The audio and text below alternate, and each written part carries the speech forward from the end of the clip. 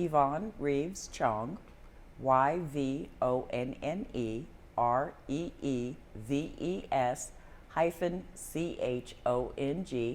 I am a Democrat running for House District 122. Okay, so tell me, what is the most important issue to you as we head into November? You know, I think the most important issue for me, and quite frankly, it's the foundational issue to everything else, is solid governance. We live in a nation that our representatives are supposed to be those people that bring our voices to government. And what's happening right now is that government really doesn't seem to represent the people that they were sent to Jeff City to represent. If you look at all of the initiative petitions that have gone through, where our representatives are voting one way and the people are forced to take matters into their own hands so they can get the laws passed in this state. And I'll tell you one thing that made me madder than a wet hen. After Missourians overwhelmingly passed Clean Missouri, and yes, you know, it can seem like this really big issue, but one of the most simple things that we can all understand is that Missourians said, you know what, you guys in Jeff City need to live by the same sunshine law that every other government agency has to live by. And the very first thing they did when they went back into session was exempt themselves from doing what the people told them to do. That's backwards. This government belongs to us, not them. They're only there to do what we tell them to do. So to me, that's foundational. Whether you're talking about healthcare or jobs or policing, without that basis strong, then everything else falls apart.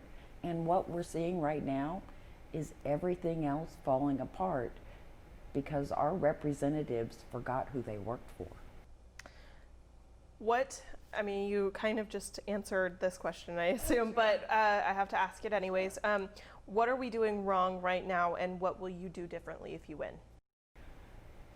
I think a lot of what we're doing wrong is we think of voting as the end-all, be-all in the system.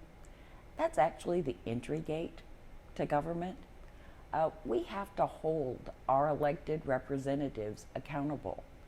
Now, the way we've done and cut these districts in Missouri really is fighting against that goal. When you live in a state that is about 55-45 Democratic Republican, but the legislature is 75-25, then they don't think they have to work for us anymore. So what am I going to do differently? I'm going to spend a lot of time talking to the people in my district and keeping them in the loop as to what's happening. I'm going to be that person that reaches across the aisle, and that's kind of natural for me. I'm a car salesman. I've worked in the auto industry for the last 31 years, which means that everything I do is about bringing people to consensus. Government shouldn't be my way or your way. We need to come to what I call the 70% solution, where we find that consensus where most of us agree, and we always go forward where we agree, and we kind of leave the wingnuts on the wings. What do you believe is the most important issue to the district? The most important issue in our district, as I mentioned, I've worked in the car industry for a long time, and currently I'm a finance manager. So what I've seen over the last few years is that when that hardworking couple comes in, and it's usually a husband and wife, and between the two of them, they'll have 2, sometimes 3 or 4 jobs. But over the year, I'm seeing people work harder and harder to get further and further behind because the system works against them. Jefferson City, they do a great job of what they call incentivizing business. They throw out tax credits like candy. They're cutting income tax, which is forcing down at the lower levels for people to raise personal property tax and real estate taxes and sales taxes. So that $100 income tax cut that you got ends up costing you about $500 every place else. No one has ever looked at the system holistically. What are we doing in balance instead of piecemeal throwing out feel-good legislation that literally ends up hurting the very people that sent them there to work? What do you believe is top of mind for voters right now? COVID-19, race, or economy? Which is the bigger issue, and how would you address them? You know, that's a difficult question. I think in my district, top of mind are economic issues. We are Waynesville, St. Robert, Lakeway, Fort Leonard Wood. That's who we are, that's what we do. We come from all over this country. And access to those good paying jobs, jobs that you can raise your family on and get ahead on, that is the number one issue. We're actually pretty blessed. Since we are a military community, we have people from all over the country and, quite frankly, all over the world. And because we've worked together in the military, we know how to live together. I'm not going to tell you that we're perfect. We are a work in progress, but we work with it. And our local law enforcement, here again, they're not perfect, but I wouldn't trade them for anything in the world. They are truly good people that I've had lots of conversations with while these policing issues and race issues have been a problem. And I'll tell you, I'm pleased. I am pleased, I am thrilled with how the police in our community work. Now I need to figure out how to export what we do in my community to everywhere else. I will tell you some of the defund the police talk that we get. First of all, it's unnecessarily messy and clunky.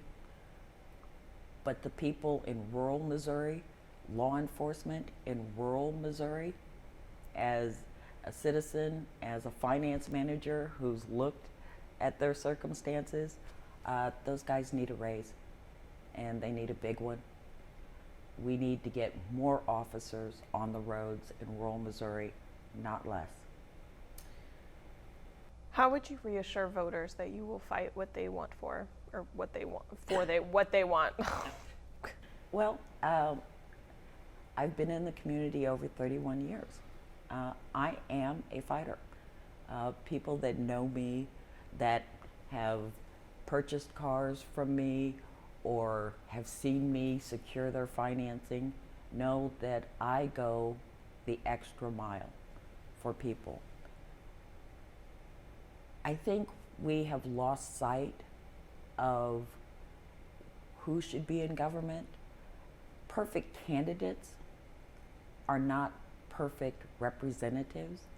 And when you want government to reflect what the people need, then you need to start to send people to government that live life like you do. I get up every day. I took a day off work to come here because I'm a full-time candidate and I still have bills to pay just like the people in my district. So I work full-time. If elected, I can't afford a second home in Jeff City, just like the people in my district that work at the prison. I'm going to get up early in the morning and drive to work, and I'm going to drive home in the evening.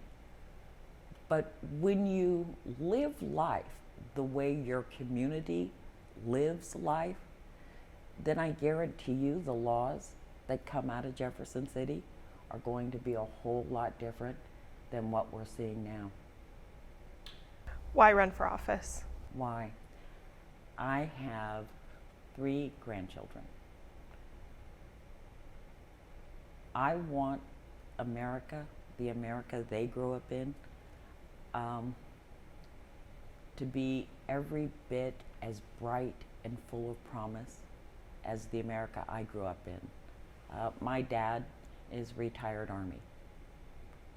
He started out in a sharecropping family in Arkansas and became a command sergeant major in the Army. I want everyone to have the opportunity. I can't guarantee anyone's results, but every single person needs to have a fighting chance to get ahead. And a lot of times what that looks like is government getting out of the way a little bit. Government that governs least probably governs best. But I want my grandchildren to have that fighting chance. I want those people that come into my office at work to have a fighting chance. They need it.